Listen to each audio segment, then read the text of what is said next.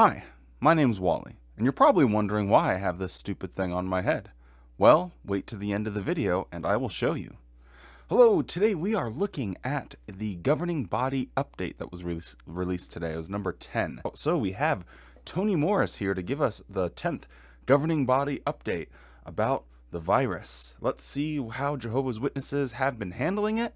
Don't forget to like the video. It helps it get out to more people on the YouTube and the channel grow. Shout out to all my patrons. That's very cool. It's very neat that you like to see the content and support it. Also people that have sent donations via PayPal. Those links are in the description, but thank you, thank you, thank you. It helps me just get a little extra camera gear and be able to just keep the whole production smooth, clean, and running. And ZZ has food. Wait, I made that joke before. Damn it, finger guns.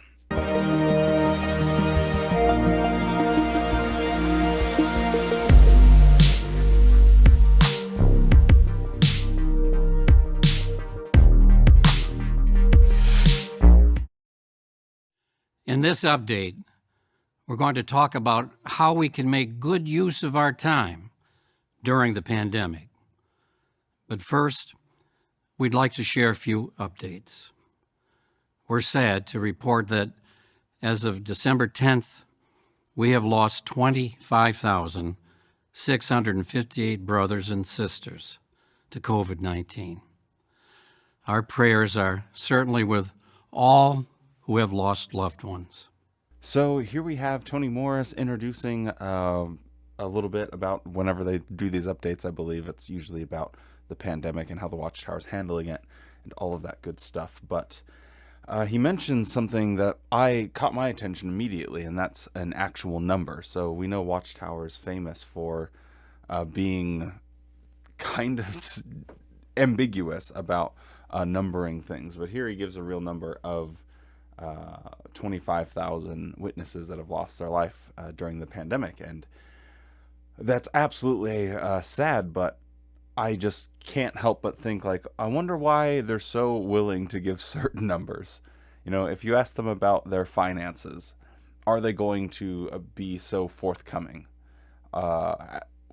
Whenever Stephen Lett gave the little broadcasting about selling the properties in New York, he gives no actual figures. And yet when it comes to this, which will no doubt draw on people's heartstrings because it's talking about the loss of life, immediately now we can be forthcoming with the numbers. So I just wonder if it is a calculated thing that they do when they're not wanting to talk about this. For better or for worse. Maybe they're making more money than we think they are, or maybe they're making a lot less, and that's why they're having to take all the measures that they've been taking over the last few, probably a decade now. But anyway, just a quick thought there. For example, in some parts of Bulgaria, the local clergy say that vaccines are poison from the devil.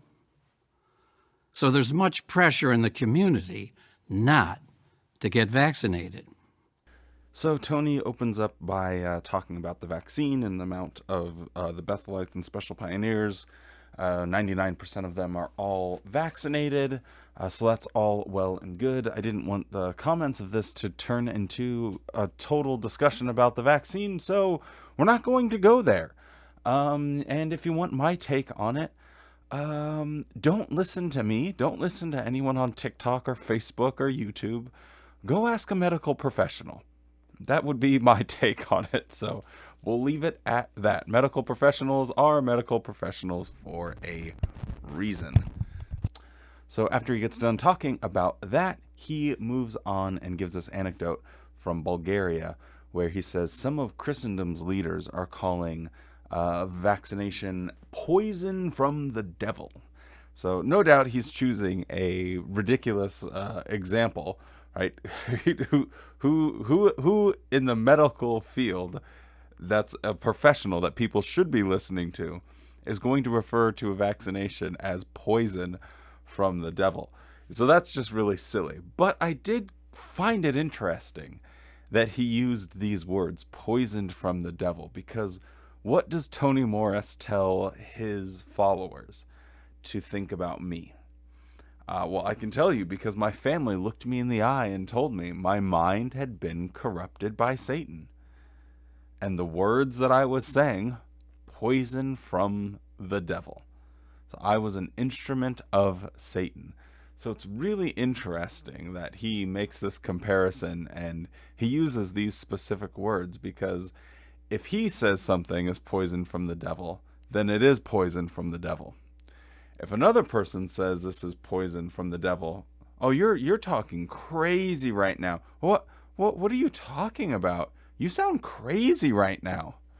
So just how he's able to divide his mind and be like, yeah, if they say something, no, it's got to be a bunch of crap.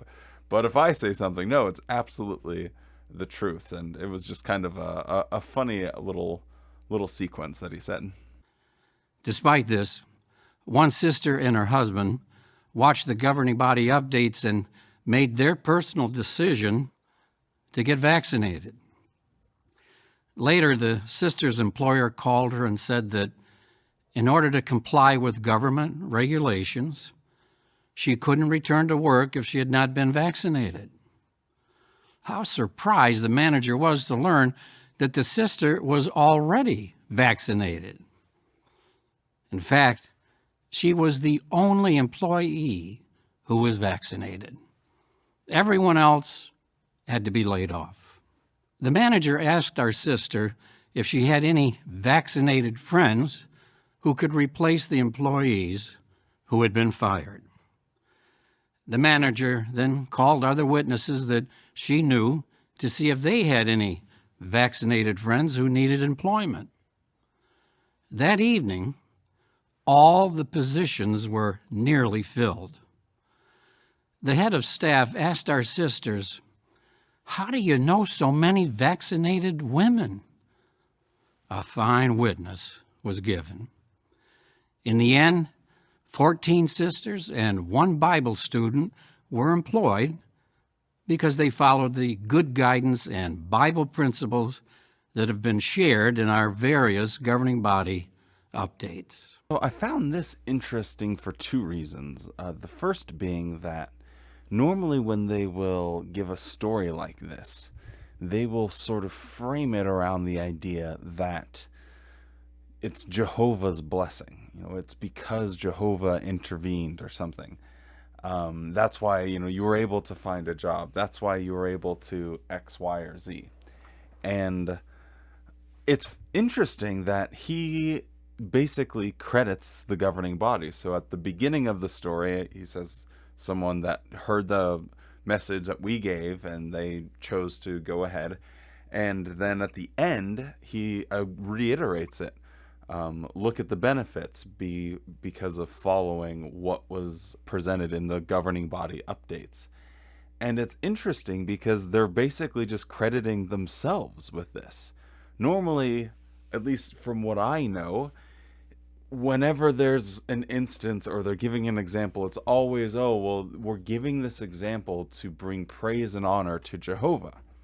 We're giving this illustration of whatever because we want to praise our God. And yet here we have him saying, hey, I want to give you guys this example to praise myself. And he's not actually shy about it. He's not, because when they're saying to praise God, what they're really saying is to praise his organization, which he's a leader of that organization. So it's usually in a roundabout way. But this, he's not even shy. He's like, yep, followed what I said, bing, bang, bop. Now you have good results. And doesn't mention any blessings from God. So I thought that was kind of interesting.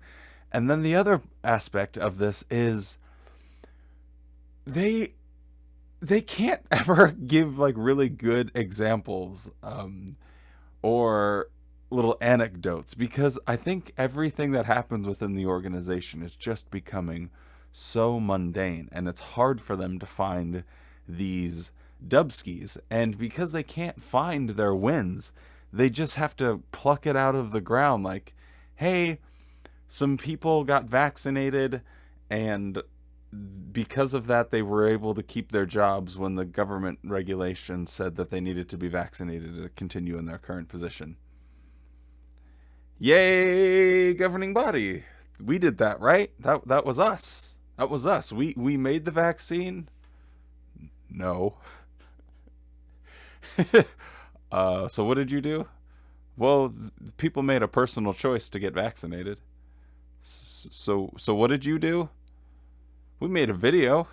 Like they have nothing to rely on or fall back on when it comes to giving these pronouncements of, oh, look at these great things that Watchtower is doing. So kind of an interesting story in that one that Tony gave. It's been exciting to hear how many of you have reached out to Pioneer, started new study projects, and refined your telephone and letter writing skills. That is time well spent. So this is something I was wondering about, and I was going to do a video on it, and hey, now Tony's talking about it, so I can blabber on for a bit. But how does pioneering work during the last 2 years? Like, how does pioneering work? Because I think it would absolutely be the best time to be a witness pioneer, because it's all letter writing. If you guys watch my preaching method tier list, letter writing is the absolute S tier when it comes to witnessing, because you don't have to do anything. You can sit there and take 2 hours to write one letter and just slow roll it. You can be in your sweatpants and nobody knows. And for those of you that have pioneered for a long time, most of the people that pioneer for a while, they start getting pretty loose with how they count their time. When you're just starting, you're like very, very analytical. You got Excel spreadsheets and it's all this chaos. But then after a while, you're like, yeah, I got 8 hours today. So I think this would probably be the very best time to start pioneering if you are a Jehovah's Witness. But it is interesting how he doesn't mention that number. So he mentions like the exact number of how many people that unfortunately died. And now he has a opportunity to give a number of something positive or encouraging, right? That'll lift people up. Wow, we had X amount of people that started pioneering. But he doesn't give that number, which I'm wondering if their numbers like fell off, or people felt like they couldn't keep their time because they were too strict with how they were counting it. I don't know. But at the end of the day, what's a good use of your time? You know, during a pandemic, how can you make the best use of your time? You can improve as a telemarketer for Watchtower, and you can write some letters.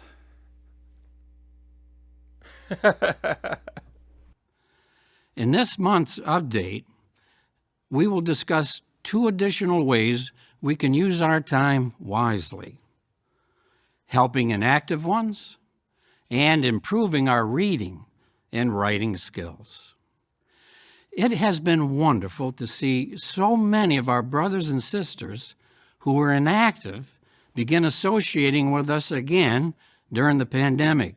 We're going to talk about a few different things here, reading and writing and helping inactive ones. But I couldn't help but notice that we have another instance where Tony Morris has an opportunity to give us real numbers, because I'm sure he has that data available to him. And I would be very interested to know how many inactive witnesses there are and how many of them came back. So he just says there's been so many inactive ones that have returned to the congregation. But maybe he couldn't give an exact number, because then people would start to wonder, well, how many inactive witnesses are there? Because I think it would be really, really fascinating to go over some of that data. But alas, we don't have it, and he's vague as always. So let's see how we can encourage people like me, an inactive one. That's me. If that describes you, please know that the governing body warmly welcomes you back. Imagine the joy that Jehovah and Jesus and all the angels in heaven have experienced at seeing you return. Oh yes, we warmly welcome you back, but before you get too involved with the congregation, maybe a few elders can meet with you in the back room, just to make sure everything's okay. Many of you have reached out to inactive ones. In the following video, notice how publishers took the initiative to help others return to Jehovah. I didn't know what my brother was ever going to do about the truth. As a teenager, he was a publisher in the congregation. By the time he was 16, he sadly decided to leave home, and he then no longer served Jehovah. But then when we came back to Seattle and settled down, then we had more contact with him. My wife and I had been providing meals for him because his wife had a brain tumor. But the beautiful thing is our congregation, they started taking him meals. When my brother's wife was hospitalized, they even assisted at the hospital to visit him and give him encouragement. So the first time I listened to this, I was making breakfast and washing dishes, and I just had my headphones in and I was listening to it. But as soon as this guy started talking, I was like, oh, that's Brother Wells. So this guy, he used to, as he says, was served in the Seattle area. But he was a district overseer, I believe, or was he a circuit overseer? Goodness gracious. I think he was one of the last district overseers that was in the area. But he was actually kind of a nice guy. I mean, from everything I could remember about him, I mean, we had dinner plenty of times, and I think we were like the host congregation, maybe like twice or something. Anyway, yeah, I knew his voice immediately. So yeah, I spent at least a decent amount of time with this guy. And I guess I don't have any like goofy, funny stories or anything I remember, which is a little bit unfortunate, but it is what it is. It is interesting, though, how we have this. I don't even know, like, we probably need to come up with our own expression for it. So it's like shadow organization praise, I guess. So they basically give an example where, like him, we were providing meals for my brother who was inactive or didn't want anything to do with the truth. And then after a while, the congregation started to provide meals. Now, when he says the congregation, what he means is the people in the congregation. Because the legal corporation, the Christian Congregation of Jehovah's Witnesses, they had nothing to do with that. And the bigger organ, like Daddy Watchtower, they have nothing to do with providing meals for people. Even when I was in pioneer school, that was like nothing that had to do with the organization. It was all individual witnesses and congregations signing up to provide meals and stuff. And this is never done at the organizational levels, but somehow you get the feeling that you're supposed to think, you hear the word the congregation did it, and you just cement in your mind, oh, look how great Jehovah's organization is. And yet you just need to stop doing that and say, wow, look at these people that were taking care of someone in need. That is super cool. Huh, I have a need to do that. Why doesn't Watchtower have the same need to just be charitable and take care of people that I have? And that had a big impact upon him. He could see the closeness of the congregation, and I think that built a desire that he would really like to do more. When my brother went to the Kingdom Hall, he was only able to do that for 2 weeks, and then COVID struck, but an elder talked to him the first time he went to the Kingdom Hall, and they exchanged phone numbers, and so they were able to communicate, and that elder helped set him up in Zoom, and he was able to attend the meetings in. And he went to all the meetings. And then I encouraged him to have a personal study. And he said, well, I'm doing my study. Of all things, it was a terminology. He didn't know about having a personal Bible study with someone. So then he had some more encouragement from a family friend that found out that he was coming to meetings. And then he started up to have his own Bible study. And that's when he really started to make progress. It took 59 years. Here, I had the privilege of actually performing the baptism for my own brother. All right, guys, so what we need are some stories of inactive ones coming back to Jehovah. We need you to go, send a letter to all the congregations in the entire United States. And we just need a really good, strong, solid story of how people are coming back to Jehovah during the pandemic. We don't want people to think that people are leaving or anything. Okay, so come on, guys, go out there. 2 weeks later. Well, I found this one story from ex-district overseer. His brother was never baptized, and near the end of his life, after his wife got very sick, he decided, because people were bringing him food, that he would get baptized finally in his 70s. Yeah, that fits the criteria. Perfect, John. You did perfect. Thank you so much. We have an inactive one that's finally returning to Jehovah. Uh, don't you just think it's a little strange that he was never, baptized? So how could he really be inactive? No, it's fine. People won't even notice us. And, whenever we shoot this, we won't show him getting baptized, because that would just make us look really foolish.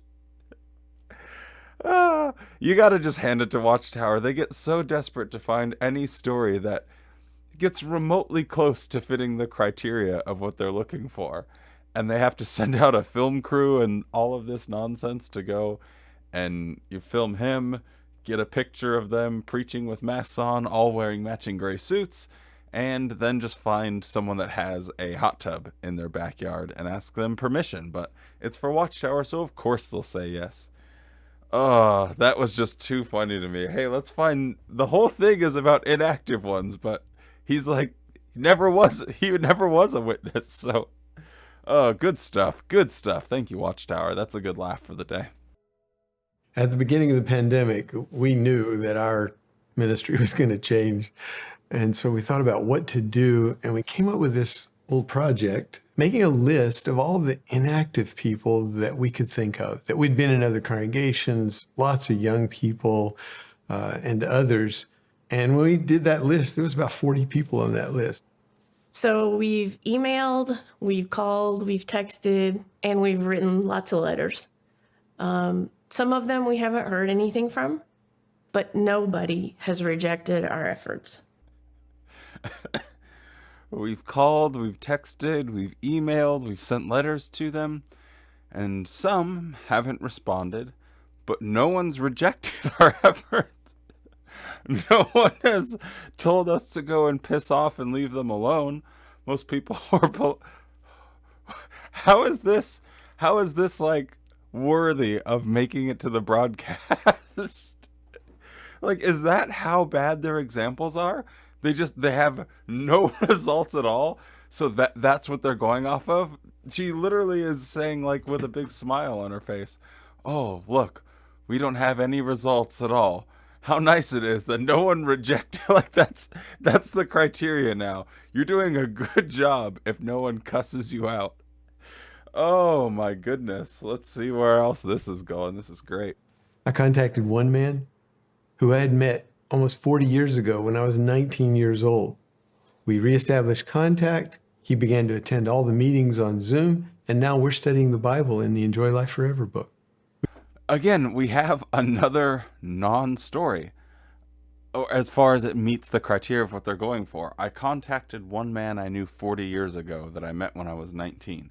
Didn't even say he was an inactive witness. Just I contacted a man I knew 40 years ago. And now we have a Bible study. Cool. That's neat. I'm very, very, very happy for you. We contacted one brother who'd been inactive for many years. Now he attends all the meetings on Zoom. He has been reactivated, and all of this despite some very serious health problems. Patience and persistence are required when reaching out to these dear ones. We love them, and so we contact some on that list every week.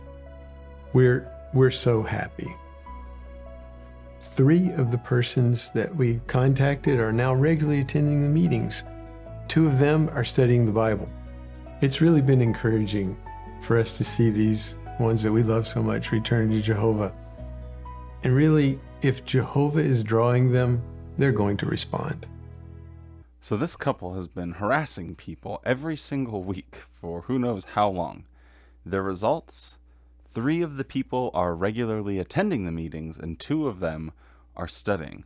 I take that to mean that he gave the one example, the first one that we've gotten yet, of someone that was actually inactive that became reactivated due to sending them a letter. So we have one big fat dubski here. And then the others, it kind of sounds like they weren't ever witnesses. So again, it doesn't even meet the criteria. So Watchtower was able to come up with one example and some classical music.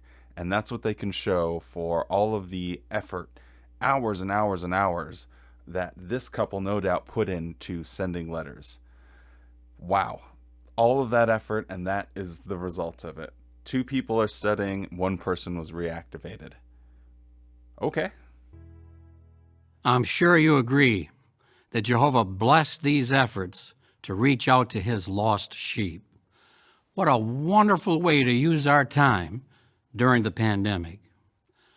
One circuit overseer in the United States recently reported that 76 individuals in his circuit had been reactivated. That's the equivalent of an entire congregation. Hi.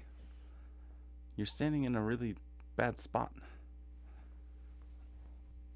Why don't you just kind of cruise? There you go, fella.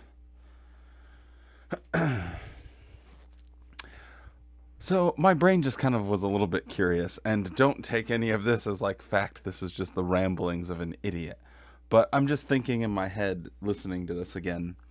So he says that in one circuit overseer reported that 76 people, which is about an entire congregation from one circuit.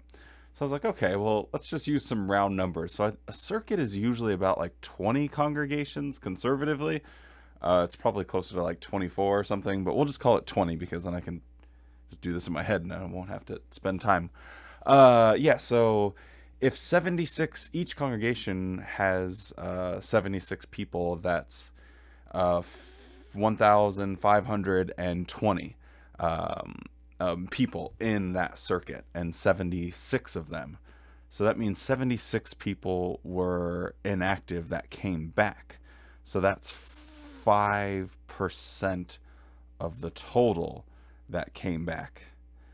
Now, if we can work off of our other equation where, where they contacted 40 people and only one of them was actually, and they came back, then now I'm confused. Anyway, from what it sounds like, at an absolute bare minimum, 5% of witnesses might be inactive. And it's probably a lot lower than that, considering the standards that they just gave, where anybody really that wasn't a witness could be considered an inactive witness, because, hey, they're not an active witness. Good golly, Miss Molly. But I do find it very curious, though, how they do have these numbers, right?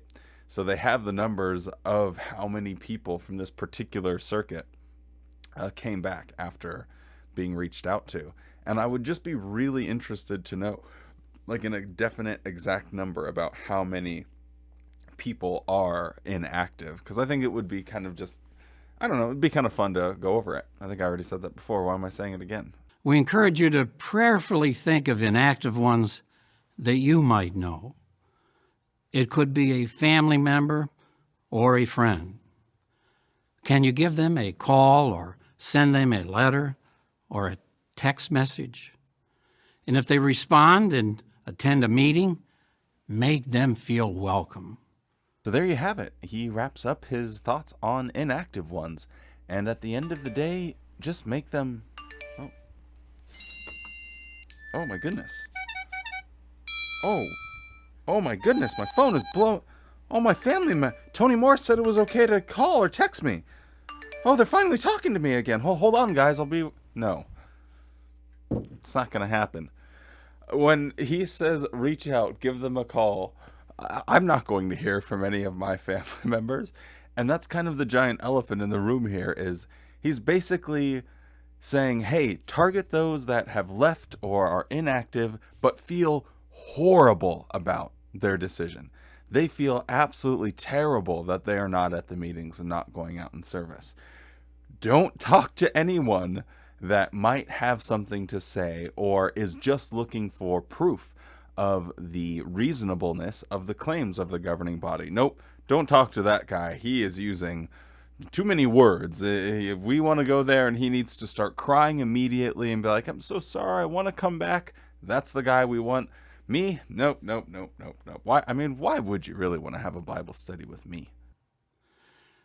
So, in view of the Bible's emphasis on reading, it is not surprising that God's organization has a wonderful history of helping people all over the world to learn to read. Over the past 70 years, Jehovah's Witnesses have taught thousands of people worldwide to read and write. For example, in Mexico, we have helped more than 156,000 people to learn to read and write. We've received awards in several countries for our efforts. What about today? So each and every time we come to this moment where the governing body is trying to say, wow, look at the good that the organization has done. Did they send teachers to school? Did they set up their own school in order to teach people how to read and write? No, they had people that willingly went and got secular training and then applied that training to try and help other people. And then Watchtower did what? They gave them an assignment, but the person probably paid their own way to get there, or at a bare minimum, like the living expenses or the amount of money that people get from Watchtower barely covers living expenses. Most of the time, someone's a special pioneer or something like that, a missionary. They're getting help from their family members as well. So it's just wild to me that they can sit there and pat themselves on the back for the efforts that other people have gone through. In reality, it's like, okay, we've taught people how to read and write. How much of that is directly attached to something that the organization set up? How many schools and classes did they actually set up? Or was it more often than not just something that missionaries and special pioneers or members of the local congregations did? Is it a charitable effort that they put forward? And then Watchtower just decides, hey, let's claim this as our own, and we can reap all the benefits and put forth zero of the effort. And then the other aspect of this is all of their teaching is going to be tied to someone listening to their propaganda. So you are going to need to be a Bible student. You're going to need to be studying, going to meetings, eventually going out in service if you want to keep getting these free, quote unquote, free reading and writing lessons. And then once you have that, I guess you could just kind of try and game the system and just pretend to go along with it. But if you start asking questions, if you say, well, it actually doesn't make a whole lot of sense, they are not going to continue to teach you. Your lessons will be cut off. I guarantee it. If you disagree with any of the Watchtower doctrine, and whoever is your teacher, immediately nothing. So it is directly tied to how willing you are to accept the organization as being the one and true and only organization from God. Sorry, I can't talk today. During the pandemic, some of our brothers have been making good use of their time by learning to read and write. Let's hear how they have benefited. When the coronavirus broke out throughout the country, schools were shut down, and many parents either couldn't go to work or they had to work from home. One circuit overseer set a goal to encourage the parents in his circuit to take advantage of the opportunity to carry on teaching their children to read and write, with the objective of assisting them to become publishers. Many parents responded to the encouragement, and this resulted in 37 young ones becoming proficient in reading and writing. Oh, we're into it now. The governing body update number 10. Wow, it's really going to blow your mind. Some parents in Ghana were encouraged by a circuit overseer to use the time of the pandemic to educate their children, or continue to educate their children, which suggests they already did, with the objective, of course, of becoming publishers. And from that encouragement, 37 of them learned to read and write. I'm not trying to put anyone down. Like, obviously, learning to read and write is very important, and especially where you don't have access to that kind of education. That's important. But as far as Watchtower is concerned, as far as their propaganda, what are they saying that the organization has done? Absolutely nothing. What is the claim here? Well, let's see if people followed our encouragement. Is that the best they can do with collecting and building and selling so many properties, just their real estate assets alone? I wonder how many useful schools you could actually build that benefited people without any caveats, without any objective of them becoming a Jehovah's Witness. And it's just, this whole thing is basically time and time again of hearing Tony Morris say these, what did we call it? Shadow praise or something? Anyway, it doesn't much matter. But yeah, I mean, 37 kids followed the advice of their parents. Woo! God's one true organization. Like, honestly, what is this? A sister named Sarah had been trying for some time to learn to read and write. At home, her husband tried to help her, but they just couldn't find enough time due to their day-to-day activities and many responsibilities. I have a voice-related medical condition. Oh, I'm very sorry. I suffer from voice immodulation, Tina. I'm unable to control the pitch or volume of my voice. This guy's goofy way of talking put to one side. I did find it kind of interesting how the person said a sister who was learning how to read and write. Which, I mean, coming back to it, is Watchtower targeting the people who don't even understand the doctrines and their ridiculous claims that they make? I don't know. I would like to think, at least in my mind, like that's probably just something basic that you need in order to understand like what's going on like with the actual doctrine. And if you don't have access in your mother tongue to audio recordings, you don't have the opportunity to go over any of their older literature as well.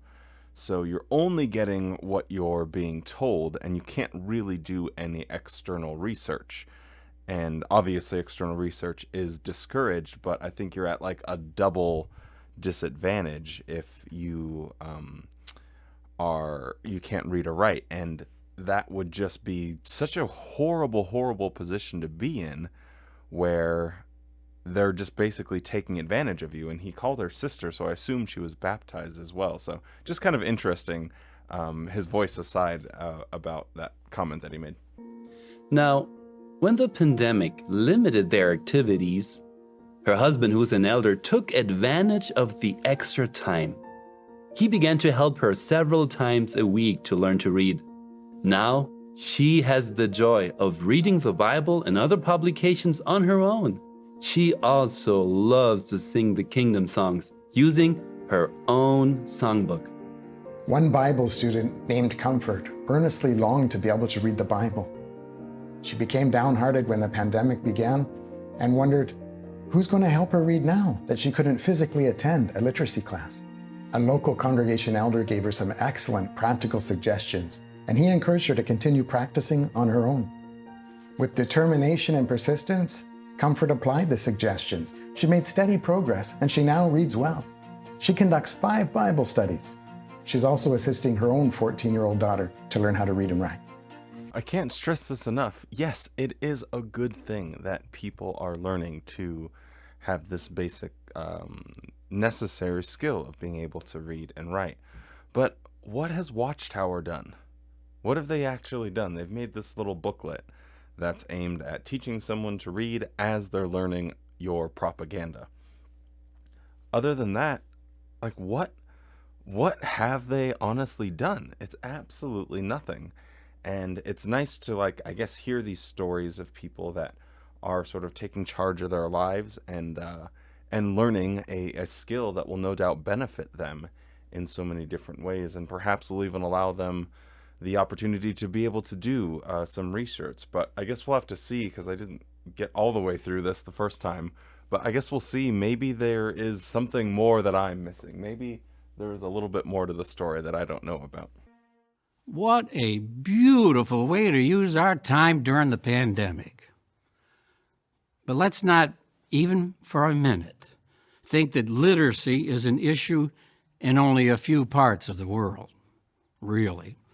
Literacy is an issue everywhere. And if we're being honest with ourselves, probably most of us would say that we could improve in our reading and writing. So why not make the effort to do so? No. When I was a witness, a statement like this would have been followed up. So we are so happy to announce the release of our brand new X to help you learn how to read. Tony Morris, what does he say? He says, so we encourage you to do so. Here are two ways.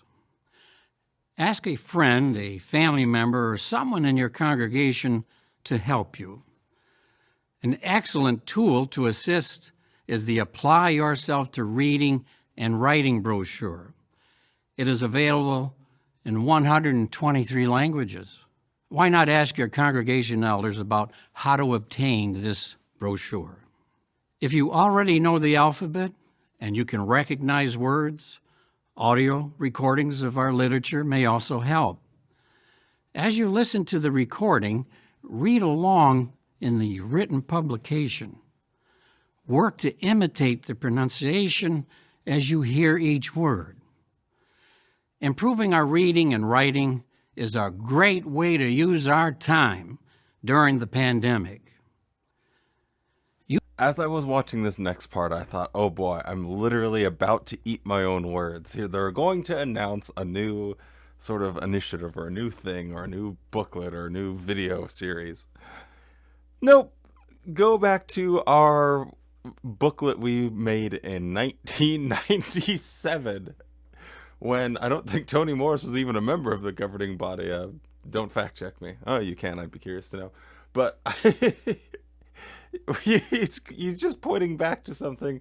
They don't even have it available online. I tried to find it, and they don't have it on their library. So use that, or alternatively, you can ask someone else for help. Yep, this sums up Watchtower so perfectly. Give us the money, and then the person that gave us the money, so that way we could help you, then go and ask them for help too, and we won't give them any recent modern tools in order to accomplish that. Like, these guys literally think that this brochure from 1997 and talking to someone you know is the equivalent of, I don't know, providing Rosetta Stone sessions at Kingdom Halls, and it's open and free to the public. And I'm sure with their resources they could come up with something, but no, ask a friend and look at this 32-page brochure from 1997. You brothers and sisters have shown that you can thrive spiritually and build others up during a time of adversity. You have made good use of your time. May all of us continue to do so by assisting inactive ones and by improving our reading skills. Be assured that the governing body keeps all of you in our prayers. From the world headquarters of Jehovah's Witnesses, this is JW Broadcasting. And at the end of the day, this is what Watchtower offers people. Inactive ones, send other people to go and try and help them at their own time and at their own expense. You need help reading and writing. ask someone else to help you at their time and at their expense. But don't worry, the governing body cares for you and they will pray for you. Don't you feel better now? The governing body will pray for you. That is what they're offering you. Talking to themselves. Just think about that for a second. This organization, with all of its followers and all of its resources, what are they actually offering people? We'll talk to ourselves. Even though we don't know who the hell you are, we'll just kind of say something generic like, and God, please help all those other people. Like, that is all that they can give. Holy moly, this is kind of a weird little scenario, but that is all I have to say about the governing body update number 10. Thank you so much for watching this far. Don't forget to drop a like on the video and subscribe to the channel. Now, let's see if we can get this hat that's been floating around the room randomly, I'm sure none of you guys noticed, on ZZ's head. Hi, ZZ. Do you want to be a Christmas kitten?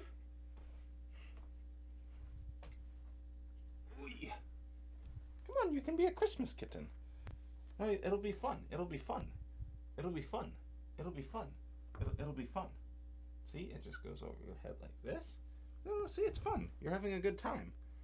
See how much fun you're having? And then how do I attach this? I don't think this is going well. No, it's easy, but it's fun. See how much fun you're having? No, don't. Okay. Here, we'll just do this. No, it's YouTube. You just gotta sit up. If you sit up, see, it's like he's wearing it. See how cute he looks? Look, it's a Christmas kitten. Woo! ZZ put on the hat. Everyone goes crazy. Woo! That might have been the worst outro we've ever done.